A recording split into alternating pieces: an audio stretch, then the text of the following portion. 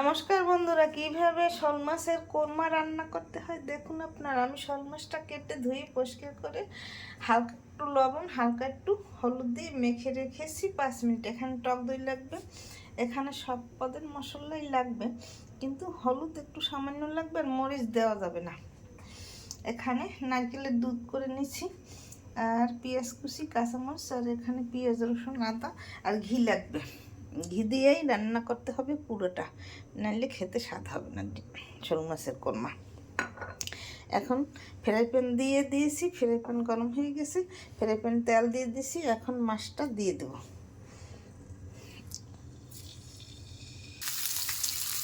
মাছটা আর এক পিঠ ভাজা হয়ে গেছে, এখন ছিঁড়ে দেবো। এই যে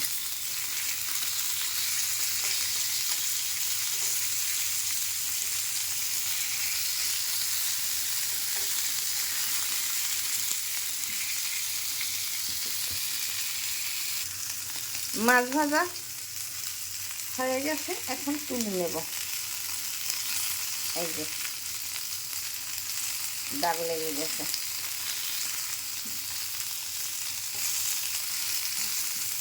এখন তুলে আর একটা কড়াই দিয়ে দেব।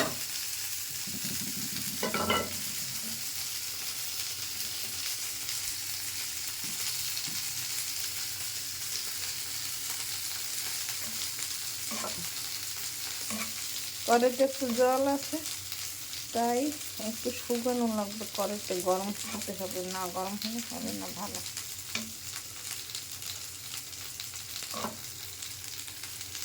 কড়াই গরম হয়ে গেছে, এখন সাদা তেল দিয়ে দিব অল্প, বেশি নেই, 1 টেবিল চামচ, তার বেশি লাগবে না।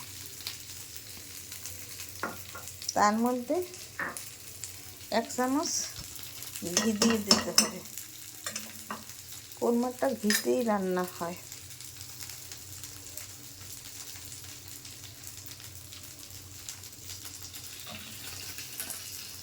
এখন এর মধ্যে পেঁয়াজ কুচি দিয়ে দেব, বেশি না, অল্প।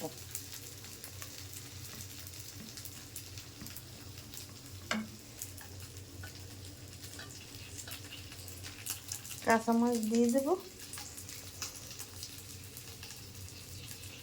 গরম মশলাটা দিয়ে দিলাম,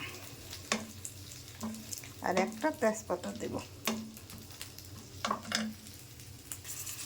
তেজপাতা দিয়ে দিয়েছি, দেখানো হয় না। এখন আদা, রসুন আর পেঁয়াজটা দিয়ে দিলাম, একসাথে ভেজে নিতে হবে।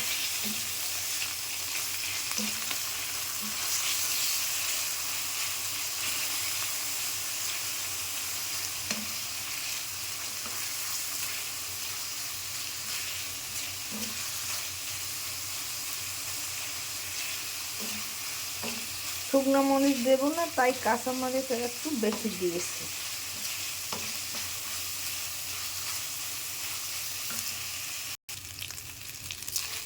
পেঁয়াজ, রসুন, আদা ভাজা ভাজা হয়ে গেছে দেখুন।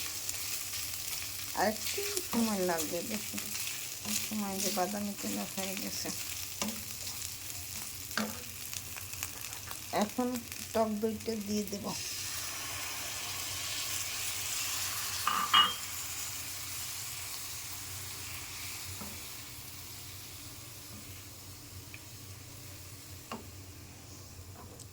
টক দই দেওয়ার মধ্যে 1 চামচ চিনি দিয়ে দিলাম।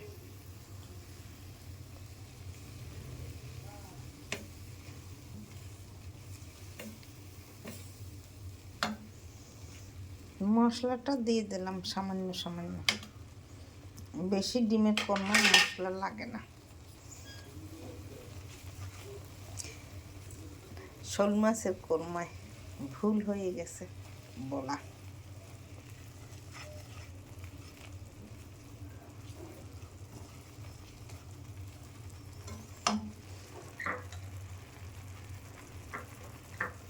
এখন আর একটু ঘি দিয়ে দিলাম।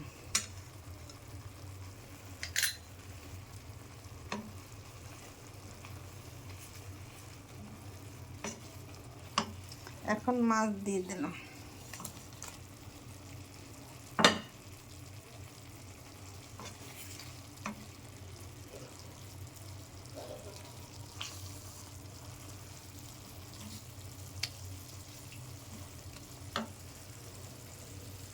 এখন নারকেলের দুধটা দিয়ে দিলাম।